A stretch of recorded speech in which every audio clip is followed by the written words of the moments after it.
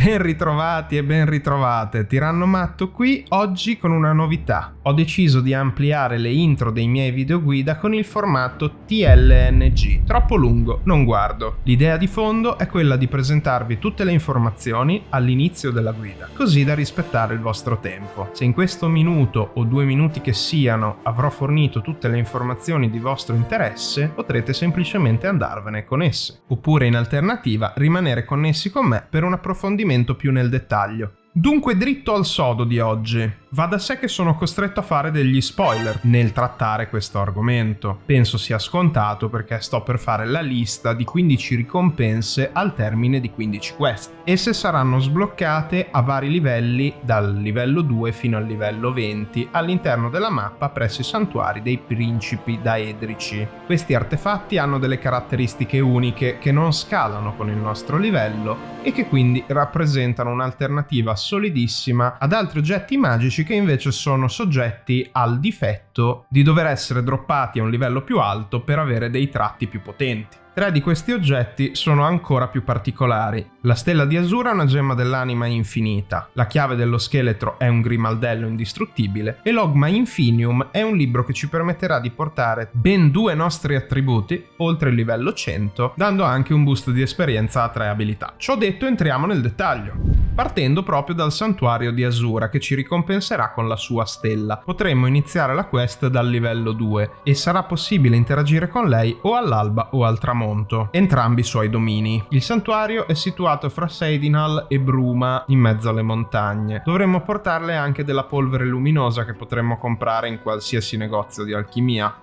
Una volta accettato il nostro tributo, ci parlerà di alcuni suoi seguaci caduti vittime del vampirismo e ci indicherà di eliminarli.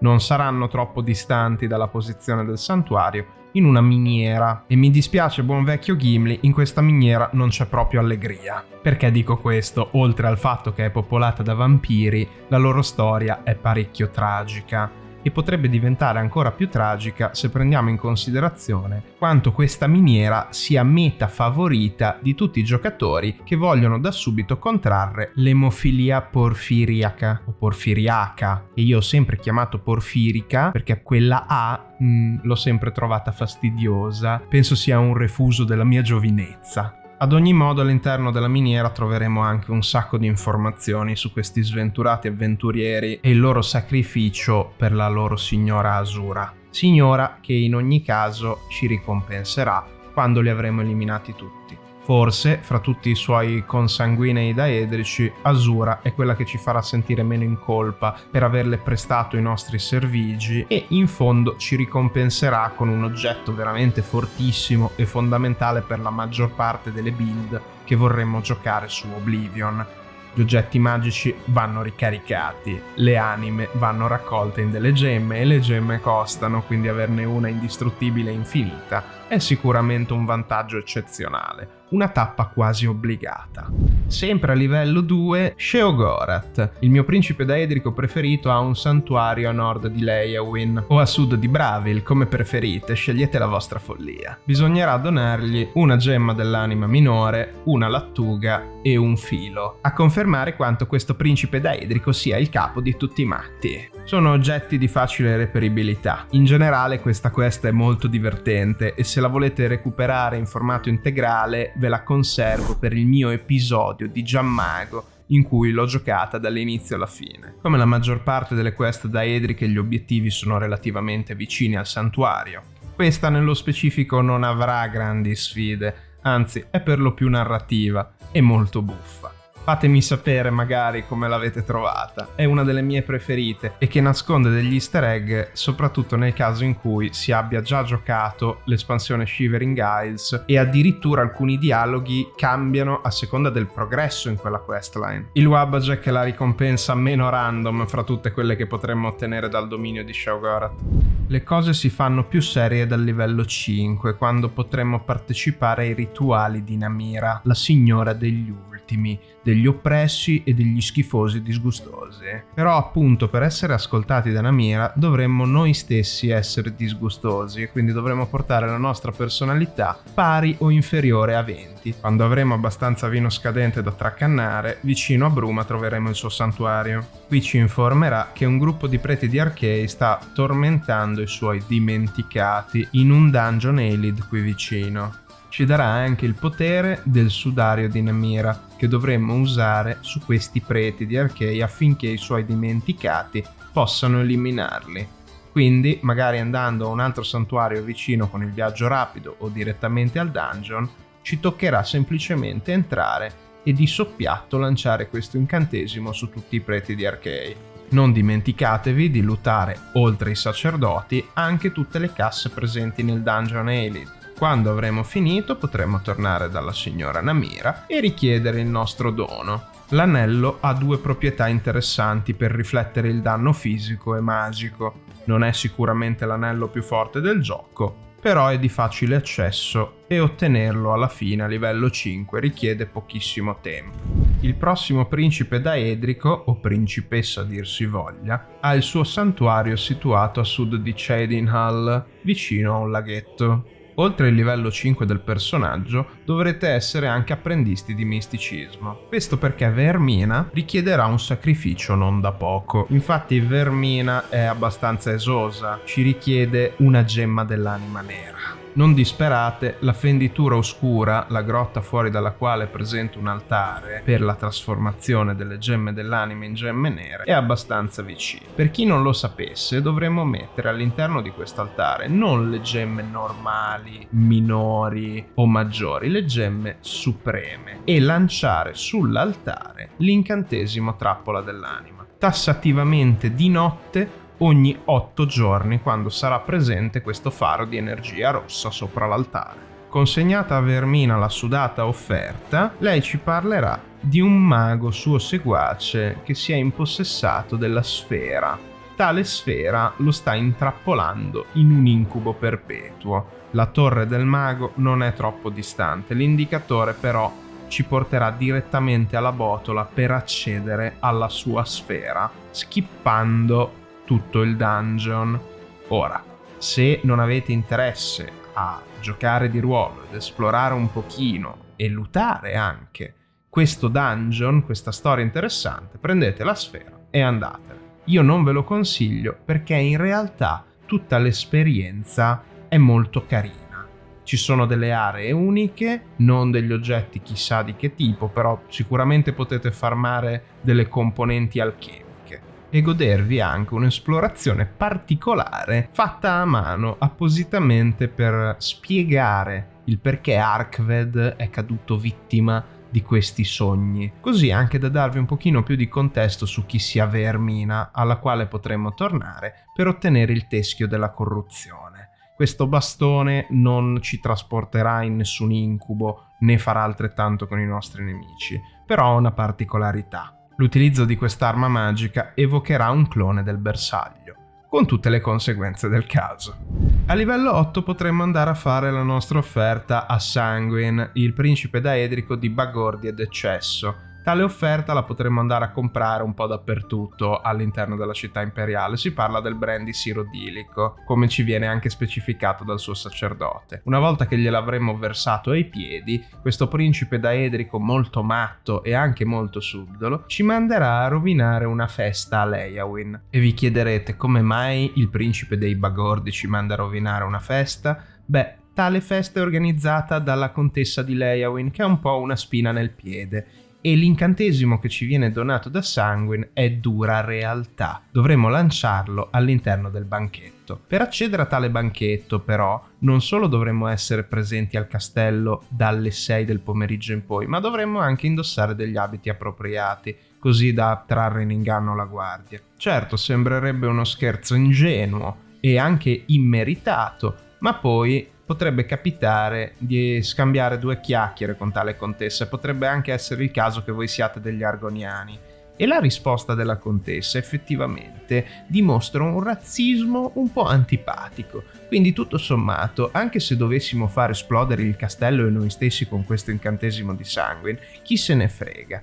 Ma in realtà non esploderà nulla, diventeranno tutti un po' impazziti, un po' matti, tutti nudi, e saremmo attaccati subito dalle guardie. Le pozioni di invisibilità non sempre funzionano, non so se è scriptato ancora che ci vedano le guardie punto e basta, ma ci toccherà scappare e in futuro pagare anche ammenda. Non è un problema, comunque gli NPC sono sempre un po' tonti e correre via da Leyawiin sarà abbastanza facile. Non andate nel panico se aprendo l'inventario non troverete nulla, perché tutti i nostri oggetti sono stati depositati dal non tanto bravo Sanguine all'interno di una cassa assieme alla sua rosa. Questo magico bastone è il dono che ci siamo meritati per aver giustamente messo in ridicolo la contessa razzista di Leyawiin. Questo bastone incantato ha un effetto unico, evocherà un'entità ostile a caso sul bersaglio.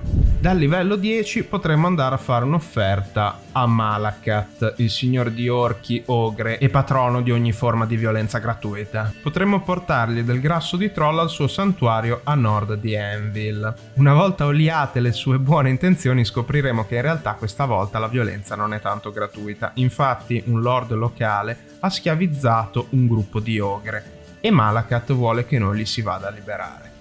È abbastanza vicina alla tenuta di Lord Drad e la miniera desolata è dove lui sta tenendo gli ogre. Per scoprirlo, oltre a fare alcuni dialoghi, basterebbe in realtà andare a logica. Dovremmo recuperare una chiave, o anche no, in realtà, perché basterà scassinare la serratura d'ingresso per poi entrare nella miniera dove gli ogre sono tenuti a picconare le risorse per il Lord Terriero. Liberando gli ogre avremo anche un piccolo vantaggio, perché all'interno della miniera, a prescindere da allora, ci saranno delle guardie. Il vantaggio sarà che gli schiavi decideranno di ribellarsi e combattere assieme a noi per uscire di qui. Dovremo recuperare alcune chiavi per liberare altri ogre all'interno della miniera. Dopodiché, quando questo sarà terminato, potremmo tornare da Malacath e ricevere la nostra ricompensa. Tale ricompensa è niente po' di meno che la super mazza definitiva del signore Daedrico, Volendrung, che voglio dire, già solo il nome dovrebbe far presagire soltanto che mazzate dure e potenti. Il prossimo signore Daedrico è più positivo, ma non per questo meno violento. Meridia, la signora della luce. Per quanto non ci darà la spada ammazza non morti definitiva in Oblivion, comunque il suo flavor è quello di detestare i non morti, infatti le dovremmo donare dei residuati di un nemico non morto sconfitto. E tanto per cambiare ce l'ha con un gruppo di negromanti che fuori da un cimitero qui nei pressi di Skingrad sta cercando di riesumare e radunare un esercito di non morti, e per questa trasgressione Meridia li vuole punire. E noi siamo i primi disponibili a poter andare in questa caverna e fare la sua volontà. Certo, andiamo, come se la ricompensa ne valesse la pena. Però, vabbè, anche solo per roleplay facciamo una capatina a questa caverna e andiamo ad affrontare questi signori della non morte. Quanto mai potrà essere difficile? Beh, prima di tutto cerchiamo di mantenere la destra, perché ci potremmo perdere, e scendiamo in profondità all'interno di questa caverna. Peccato, veramente peccato che per una classe a distanza questi cunicoli siano la fine, perché sono stretti, perché i necromanti sono tanti e anche a seconda del livello richiesto dalla quest comunque la sfida non sarà proprio semplice e l'unico modo per sopravvivere è fare entrata uscita dal corridoio e vedere quanti nemici si possono effettivamente buggare da una stanza all'altra, perché affrontarli tutti nello stesso cunicolo significa praticamente ammazzarsi e questo non è proprio il nostro obiettivo. Però una volta sterminati questi negromanti, sono abbastanza pericolosi e faranno di tutto pur di chiuderci in questo piccolo angolino. Tutti gli altri nemici presenti all'interno del dungeon li potremmo anche ignorare, perché l'obiettivo di Meridia sono solo i negromanti a quanto pare, e verremo ricompensati con l'anello del Khajiit. Ora, non è una spada super fortissima, sarebbe bello avere la frangialba come su Skyrim, però mette Camaleonte su di noi, che non è proprio un effetto scarsissimo, e fortifica velocità. Ok, più che altro è di bella presenza questo anello, ecco, è una bella ricompensa, per quanto non sia fortissima. Siamo arrivati alla principessa Daedrica, forse più waifu di tutte, perché tutti quanti prima o poi andiamo a prendere questa benedettissima chiave dello scheletro. Perché dico questo? A parte lo scherzo, è un grimaldello che non si spacca, quindi praticamente va a cancellare tutta una meccanica di gioco rendendola triviale, perché potremmo spammare la risoluzione automatica della serratura finché non si aprirà. Nocturnal ci manda all'inizio ad indagare l'Eowyn. Potreste farlo, potreste andare ad origliare questi due argoniani e scoprire dove hanno nascosto l'occhio di Nocturnal, oppure venire direttamente alla caverna di Tidewater e qui tenere sempre alla sinistra, andando sempre più in profondità nella caverna, dispacciando tutta la fauna locale. Ricordatevi sempre di fare i bravi accattoni, e oltre i vari tesori ci sarà anche l'occhio di Nocturnal in questo anfratto subacqueo. Risolta questa facilissima questione dell'occhio disperso, Nocturnal ci consegnerà la tanto agoniata chiave dello scheletro, con la quale potremmo evitare completamente il minigioco dello scassinaggio a favore di una soluzione automatica, oppure continuarlo a giocare senza più la preoccupazione di finire i grimaldelli, che potremmo convertire in oro perché comunque estremamente più brutti della chiave. Guardate che bella. Ultimo principe daedrico del livello 10 che ci garantirà lo spezza incantesimi è presente proprio in questo punto. Payright ha un santuario disperso fra vari calanchi e qui troveremo tutti i suoi sacerdoti belli imbambolati in piedi e una quest verrà triggerata. A questo punto solo l'essere qui sarà un dono per Payright con il quale potremo parlare e che ci spiegherà che ha bisogno del nostro aiuto. Se noi mortali saremo disposti a entrare nell'Oblivion e liberare le anime dei suoi sacerdoti, ci darà un dono. Quindi noi andremo in questo piano alla ricerca di tutti loro. Dovremmo attivare un piccolo incantesimo per riportarli in Mundus, nel mondo materiale, e una volta che avremo finito potremmo tornare indietro. Va detto che ci sono alcune aree da esplorare e molte cose da lootare, oltre che un sacco di daedra da ammazzare. Quindi prima di tornare indietro, magari, se volete, come il sottoscritto, ci si può fermare un pochino qui dentro.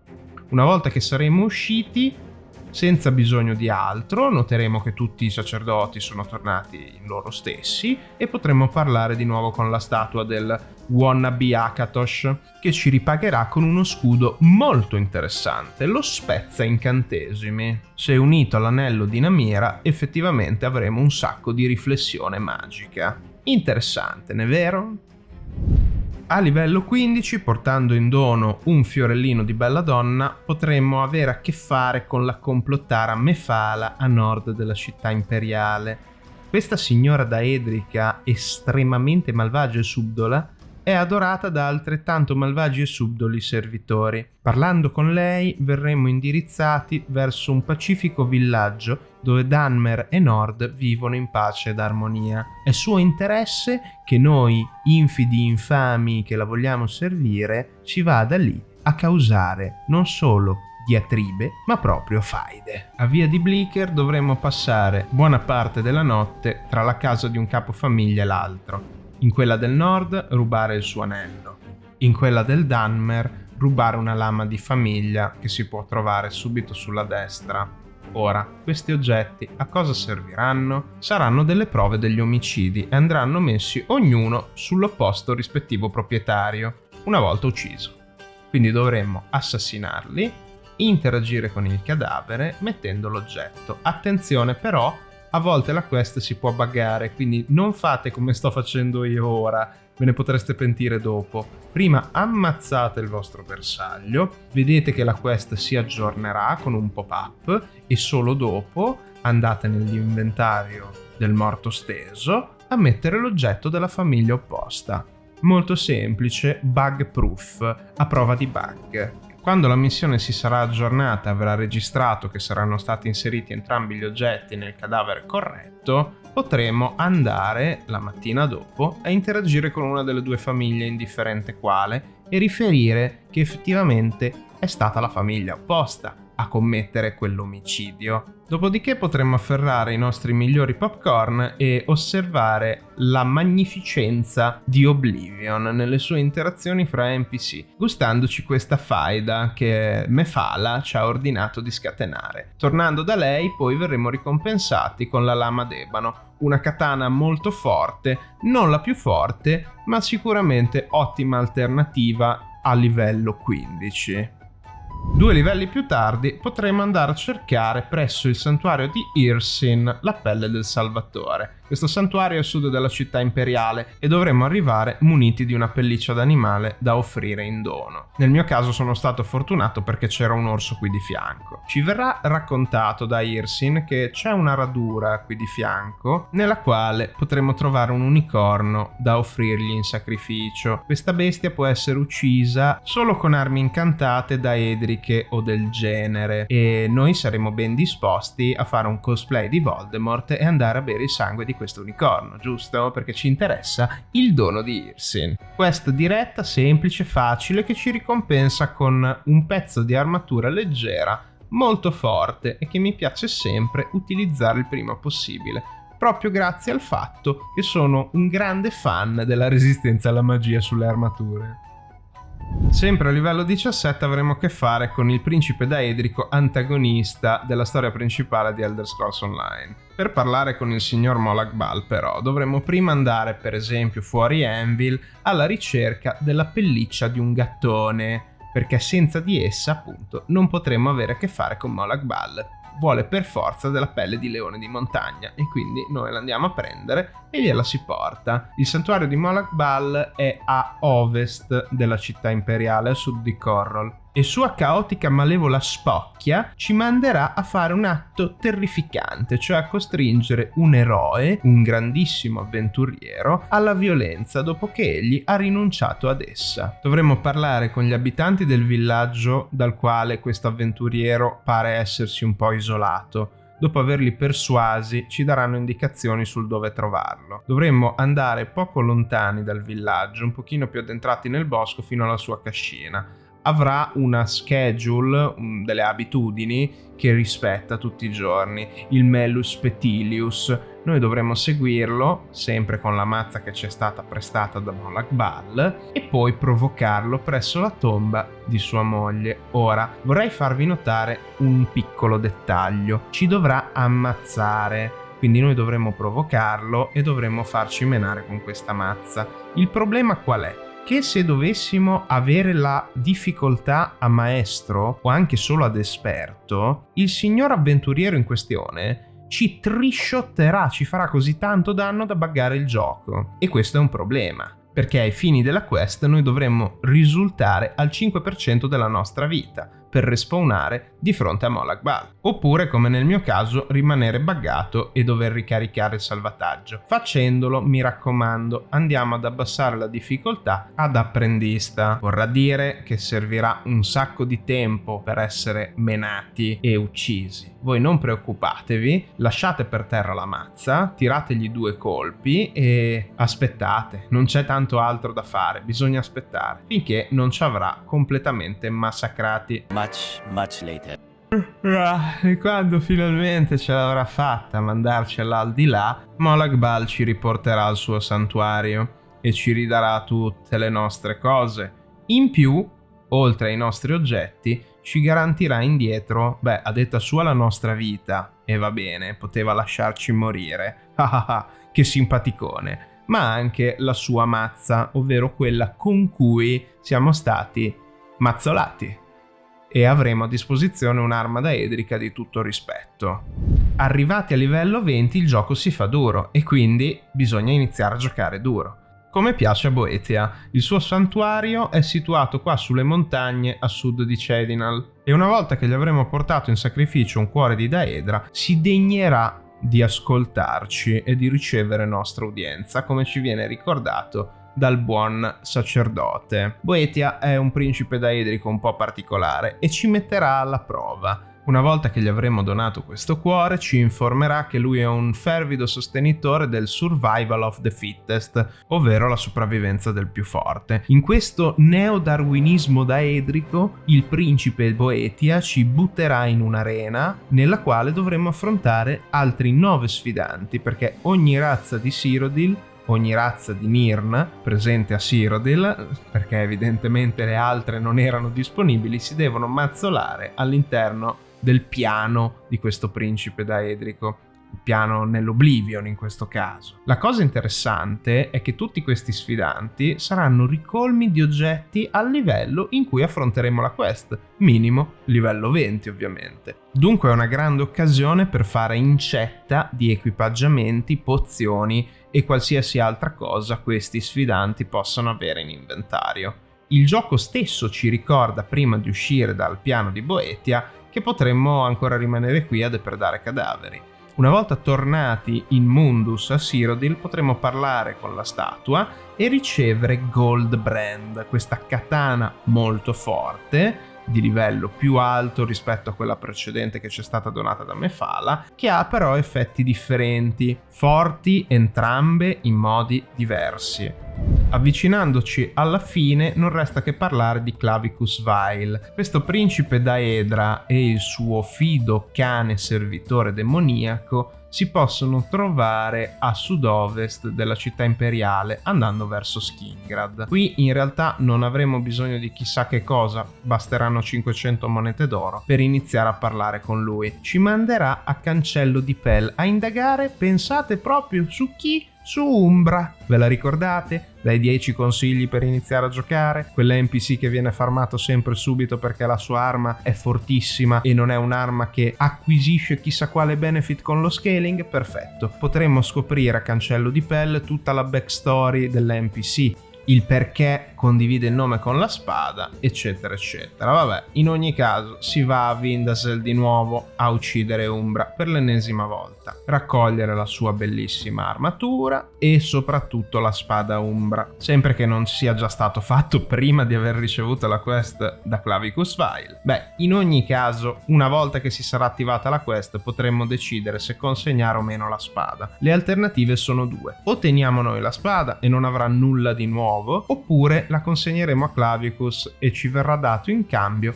il suo bellissimo elmo, che per carità è particolare, ha una sua grafica, un suo stile, anche delle buone statistiche più o meno. Non va a giustificare la scelta su Umbra perché non è un incantamento unico. In ogni caso la quest è interessante anche grazie al segugio di Clavicus. Good dog.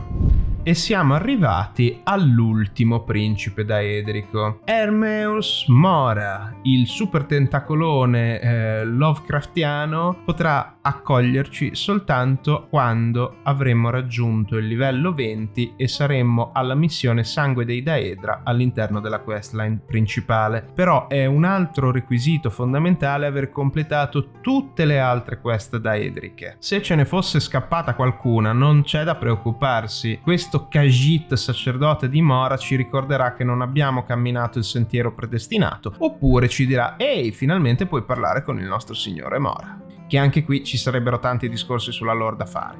Una volta finito però il nostro compito, potremo parlare con l'ultimo principe daedrico. Ci affiderà un compito molto peculiare: dovremo raccogliere con un suo incantesimo unico 10 anime, una per ogni razza presente a Cyrodiil. L'incantesimo costa un bel po' di magica, però dura anche 2 minuti nel caso in cui non potessimo one-shottare il bersaglio. Il mio consiglio è di fare un piccolo viaggetto fra tutti i santuari daedrici e uccidere gli adoratori daedrici, così da catturare le anime in fretta senza incorrere in penalità, taglie o problemi vari. Per esempio al santuario di Sheogorath ci sono abbastanza razze, ma potreste fare sia quello di Hermeus Mora, quello di Sheogorath e magari quello di Meridia. Dovreste ottenere tutte le anime necessarie per completare la quest. La nostra ricompensa sarà Logma Infinium, un libro da leggere una volta sola e che aumenterà non solo 2 attributi oltre il livello 100, ma anche 3 abilità. Potremmo scegliere fra 3 set differenti. Il primo è il Sentiero dell'Acciaio. sentiero dell'ombra e il sentiero dello spirito. Il sentiero dell'ombra aumenterà la nostra agilità, la nostra velocità, armatura leggera, sicurezza e furtività. Il sentiero dello spirito aumenterà intelligenza, volontà, evocazione, distruzione e recupero. Infine, il sentiero dell'acciaio aumenterà velocità, forza, lama, contusione e armatura pesante. Insomma, decidete attentamente. Io non posso che dire grazie a tutti voi per continuare a sostenere il mio canale, per aver cliccato sul teschietto del tiranno e per aver visto, se non tutta la guida, perlomeno buona parte, o se anche siete saltati fino alla conclusione va benissimo. Spero che l'esperimento del troppo lungo non guardo abbia comunque dato dei frutti positivi. In ogni caso, non crediate che la lista sia realmente finita, perché per voi fedelissimi che siete rimasti qui fino all'ultimo con il buon tiranno matto c'è una sorpresa. C'è effettivamente un 16° artefatto daedrico che i giocatori di Skyrim magari si saranno domandati perché non presente nella lista. Però è scollegato sia dalla quest principale sia da quelle legate ai santuari daedrici. Ho ritenuto importante ritagliare uno spazio proprio ad una quest molto lunga ed interessante che va ad aggiungere tanto contesto alla storia principale di Oblivion, senza essere però fondamentale alla narrazione. Il segreto del rasoio di Mehrunes Dagon. Dove è stato seppellito, perché e da chi. Ma questo lo scopriremo in un episodio dedicato. Tiranno matto out, solita tiritera se vi va, già la sapete. Anche oggi questo è quanto. Alla prossima, avventurieri!